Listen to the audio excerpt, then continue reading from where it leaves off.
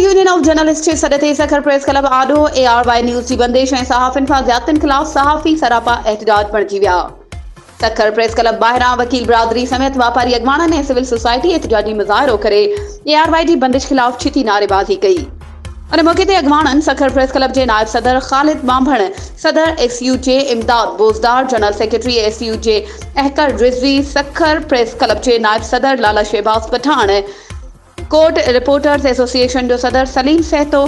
सेफमा Sukkur chapter जो सदर Salahuddin Qureshi, cameraman photo journalist association जे सदर कज़ाफ़ी शाह, उन खां अलावा हाईकोर्ट बार एसोसिएशन जे सदर कुर्बान मलाणो, सखर स्मॉल ट्रेडर्स जे सदर हाजी हारून मेमण, SDA चेयरमैन हाजी जावेद मेमण, एडवोकेट कैप्टन ज़हीर बाबर, समाजी अॻवान शाइस्ता खोसो, जुनेद आराई, हाजी परवेज़ चना ऐं ॿियनि वॾे अंग में शिरकत कई। इन मौक़े ते अॻवाननि चयो त मौजूदा हुकूमत बहितर कारकर्दगी ॾेखारण बदिरां इज़हार जी आज़ादी जो हक़ खसण में मसरूफ़ आहे। इहो ई सबबु आहे त ARY न्यूज़ जो लाइसेंस मुअतल करे नशरियात बंदि कई वई आहे, जेको अमल आज़ाद सहाफ़त ऐं इज़हार जी आज़ादी ते वार आहे।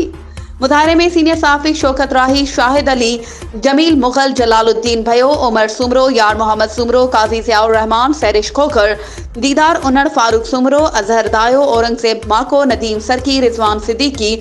फैसल आराई, अयाज मुगल, जहां ज़ेब, वसीर, इशफाक नियाजी, अली खोसो, इशफाक खोसो, बिलावल भट्टी, सुहेल मेमण, तुफेल विस्तड़ो, शुएब मलिक, सज्जाद संजरानी,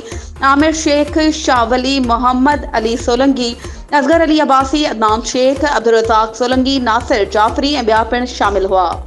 वधीक ख़बरूं ऐं अपडेट्स जे लाइ असांजे चैनल खे सब्सक्राइब कयो ऐं हा, बेल आइकन खे प्रेस करणु न विसारिजो त जीअं असांजी हर नई अचण वारी वीडियो तव्हां ताईं पहुची सघे।